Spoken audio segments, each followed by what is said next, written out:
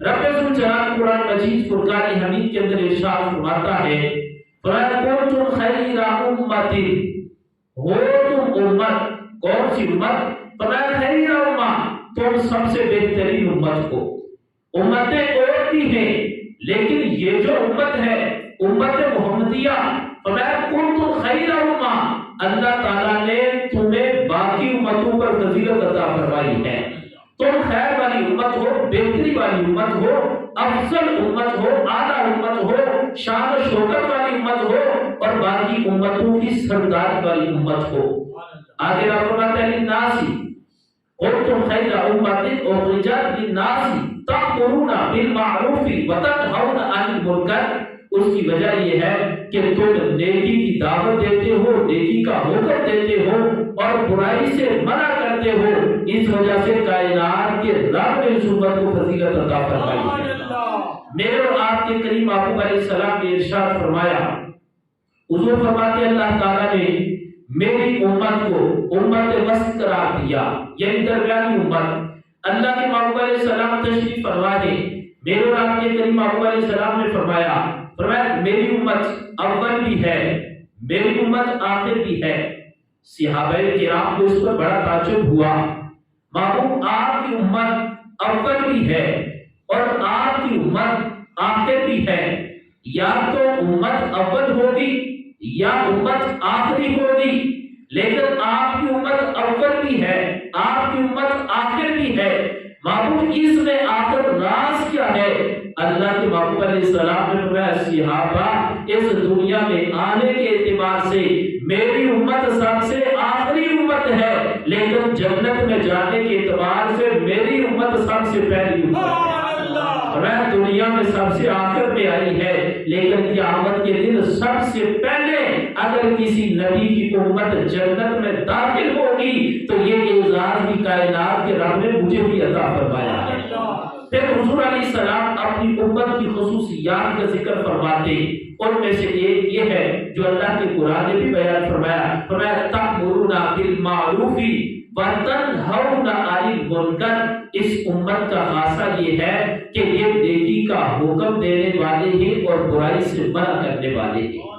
میرے اور آپ کے کریم محبوب علیہ السلام نے ارشاد فرمایا، حضور علیہ السلام نے فرمایا کہ قیامت کا دن ہوگا، کچھ ایسے افراد ہوں گے اور نہ وہ نبی ہوں گے نہ وہ شہید ہوں گے، نہ ان کا شمار انبیاء میں ہے نہ ان کا شمار شہداء میں ہے، لیکن مرتبہ ان کا بڑا اعلیٰ ہوگا۔ بابو کیسا مرتبہ ہوگا؟ فرمایا قیامت کا دن ہوگا، وہ بڑے اعلیٰ مقام و مرتبے والے ہوں گے، وہ نور کے منبروں پر جلوہ گر ہوں گے۔ فرمایا جب نبی انہیں دیکھیں گے، شہداء انہیں دیکھیں گے، سارے ان بندوں کو دیکھ کر ان پر رشک کریں گے۔ اب انبیاء سوال کریں گے، شہداء سوال کریں گے۔ میرے آپ کے قریب ابو اپنی زبان سے اپنی امت کے ان افراد کی عظمت کو بیان فرماتے، حضور فرماتے امتی میرے ہوں گے، نہ نبی ہوں گے نہ وہ شہید ہوں گے، لیکن کیا ہوگا؟ فرمایا انبیاء بھی انہیں دیکھیں گے، شہداء بھی انہیں دیکھیں گے، باقی مخلوق بھی انہیں دیکھے گی، دیکھ کر سارے ان پر رشک کریں گے، کتنے قسمت والے ہیں، کتنے مقدر والے ہیں، کتنے مرتبے والے ہیں۔ آج بھی اللہ نے ان کو بڑی شان دی ہے کہ یہ منبر پر بیٹھے ہیں اور نور کے منبروں پر جلوہ گر ہیں۔ میرے اور آپ کے کریم محبوب علیہ السلام جب اپنے ان غلاموں کی شان کو بیان فرما رہے تھے، صحابہ نے سوال کیا محبوب آخر کو کون لوگ ہوں گے؟ نہ وہ انبیاء نہ وہ شہداء، لیکن قیامت کے دن مقام ان کا بڑا بلند ہوگا، نور کے منبروں پر جلوہ گر ہوں گے، انبیاء اور شہداء ان کی قسمت پر رشک کریں گے، محبوب کو کون لوگ ہوں گے؟ میرے آپ کے قریب محبوب علیہ السلام نے فرمایا میری امت کے وہ افراد ہوں گے، فرمایا جو لوگوں کو اللہ کے قریب کرنے والے ہوں گے، فرمایا جو اللہ کے قریب لوگوں کو کرنے والے ہوں گے، جو اللہ سے محبت کرنے والے ہوں گے، وہ افراد کے جن سے اللہ محبت فرماتا ہوگا۔ عرض کی محبوب ان لوگوں نے دنیا میں کون سا کام کیا ہوگا کہ جس کام کی وجہ سے کائنات کا رب قیامت کے دن انہیں اتنا اعلیٰ مقام عطا فرمائے گا؟ میرے آپ کے کریم محبوب علیہ السلام نے فرمایا وہ لوگوں کو نیکی کی دعوت دینے والے ہوں گے، برائی سے منع کرنے والے ہوں گے۔ پتہ چلا جو نیکی کی دعوت کا کام ہے، برائی سے منع کرنے کا کام ہے، یہ کام ہے بڑا مشکل ہے، اس میں رکاوٹیں بڑی ہیں، اس میں آزمائشیں بڑی ہیں، اس میں بڑے بڑے معاملات سے بندے کو گزرنا پڑتا ہے، لیکن گزرنے کے بعد پھر قیامت کے دن بندے کو جو مقام ملتا ہے اس مقام پر سارے رش کرتے ہیں کہ آج بھی کائنات کے رب نے ان لوگوں کو کتنا اعلیٰ مقام عطا فرمایا۔ اس لیے ایک تو یہ کام جو نیکی کی دعوت والا کام ہے، یہ اللہ کے نبیوں کی سنت ہے۔ انبیاء کرام نے لوگوں کو نیکی کی دعوت دی، برائی سے منع کیا، اور پھر میرے اور آپ کے کریم محبوب صلی اللہ علیہ وآلہ وسلم نے یہ کام کیا۔ طائف کی سرزمین ہے، اللہ کے محبوب علیہ السلام نیکی کا پیغام لے کر نکلے ہیں، دین اسلام کا جھنڈا لے کر نکلے ہیں، دین کی دعوت دینے کے لیے وہ محبوب کے جن کے لیے رب نے ساری زمینوں کو، سارے آسمانوں کو، چرند و پرند کو، شجر و حجر کو، زمین و آسمان کو، کائنات کے ذرے ذرے کو، بلکہ یوں کہہ لیجیے وہ محبوب جن کے لیے رب نے ساری کائنات کو بنایا، ساری کائنات کو سجایا،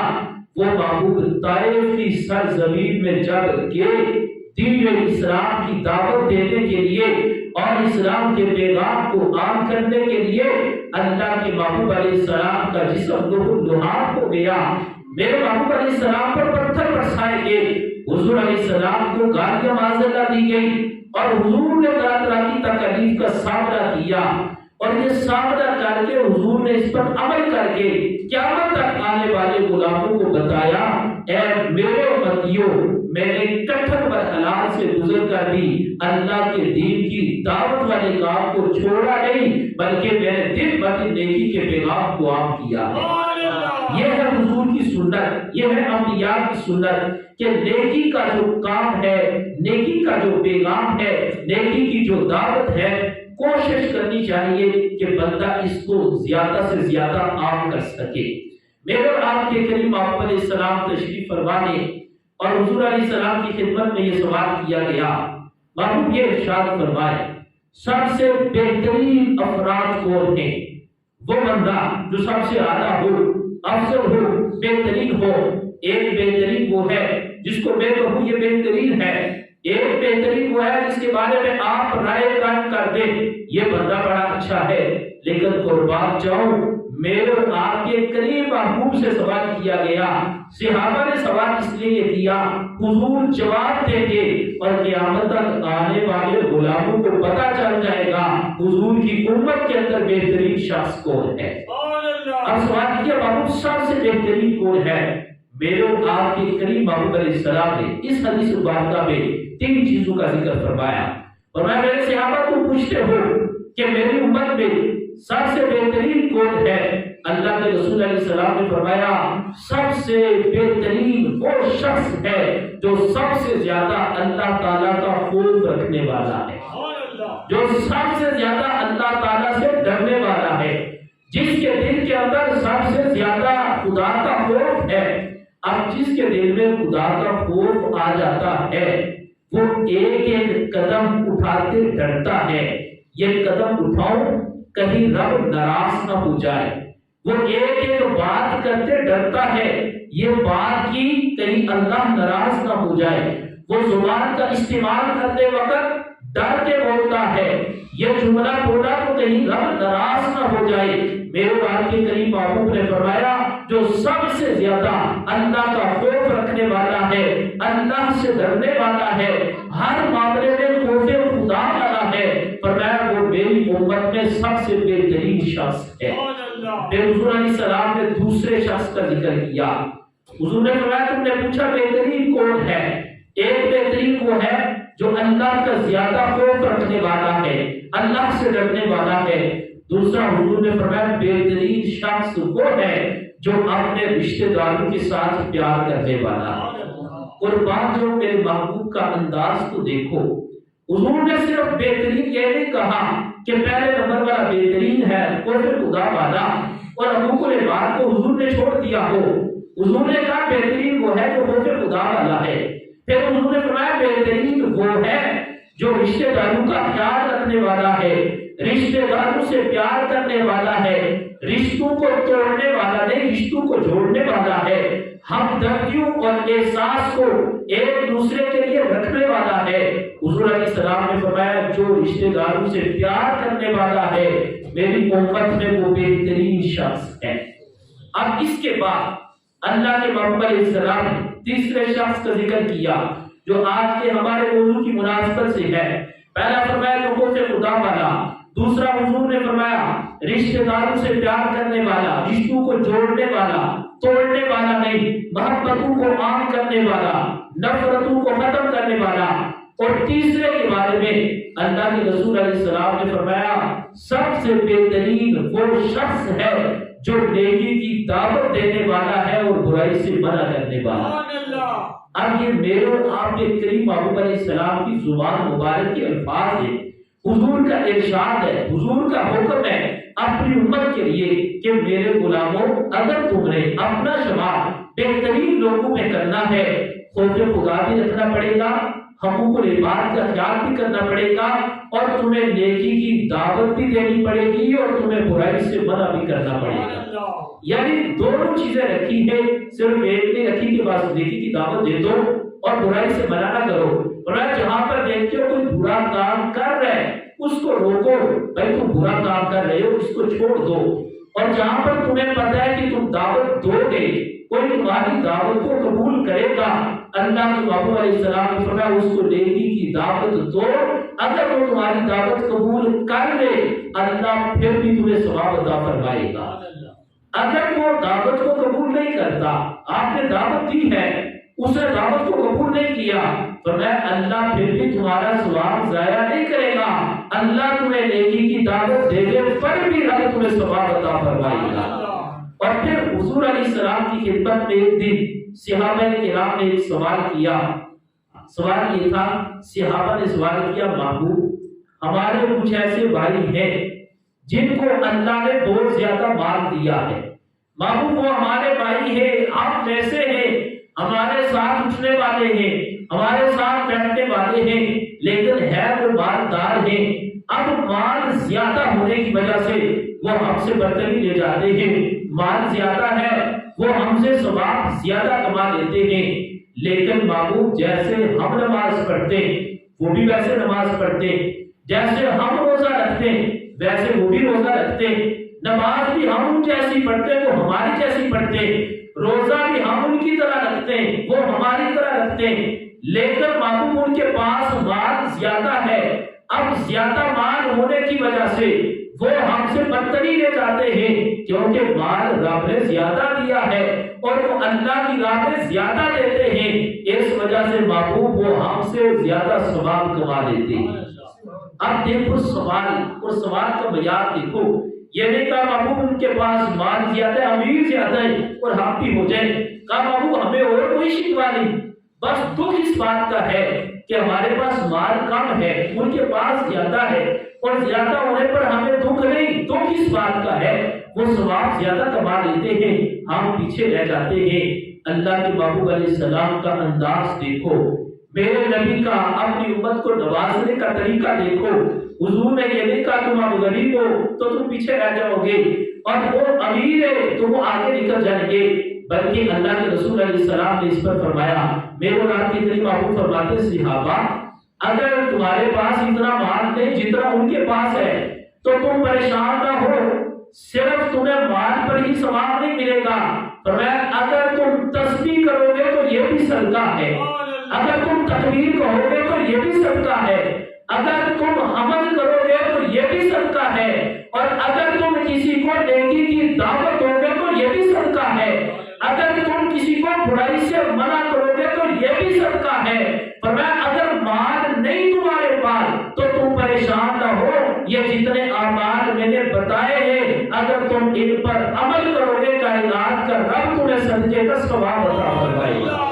یعنی کتنا اعلیٰ انداز اللہ کے محبوب علیہ السلام نے انداز اختیار کر کے اپنے غلاموں کو سمجھایا۔ حضور نے فرمایا میرے غلاموں پریشان ہونے کی ضرورت نہیں، اگر تمہارا ذہن بنے، تمہاری نیت بنے، تمہارا دل مانے تو قدم قدم پر اللہ نے تمہارے لیے ثواب ہی ثواب رکھا ہے۔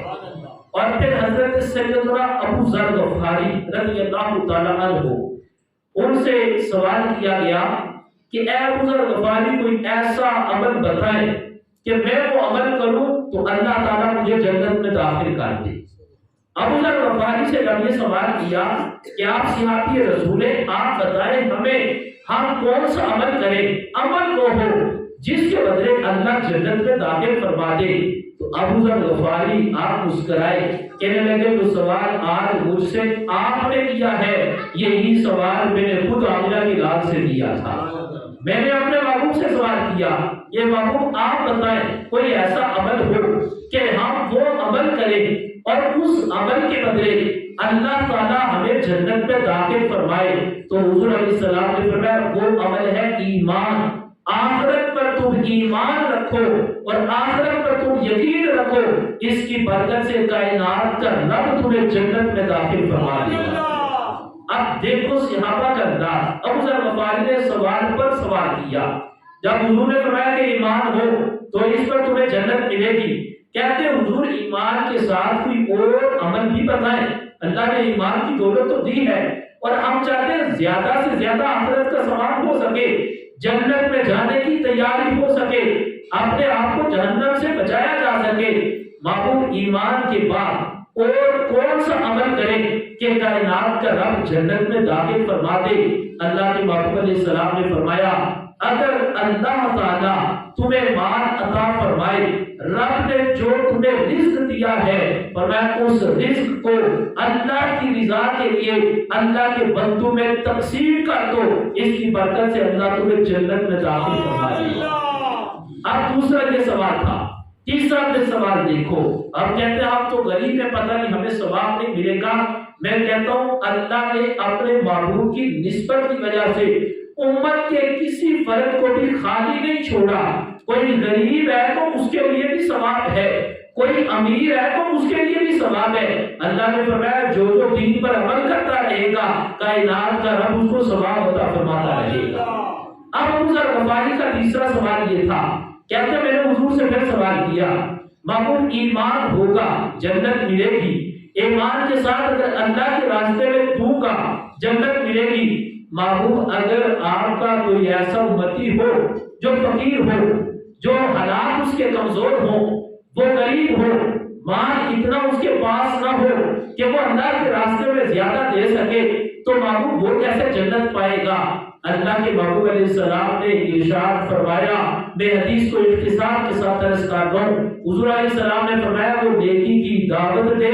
وہ برائی سے منع کرے،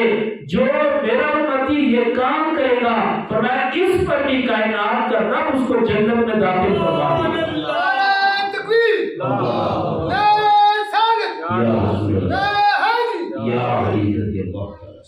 پھر اللہ کے رسول علیہ السلام کی بارگاہ میں مختلف سوال ہوئے، ان میں پھر ایک سوال یہ تھا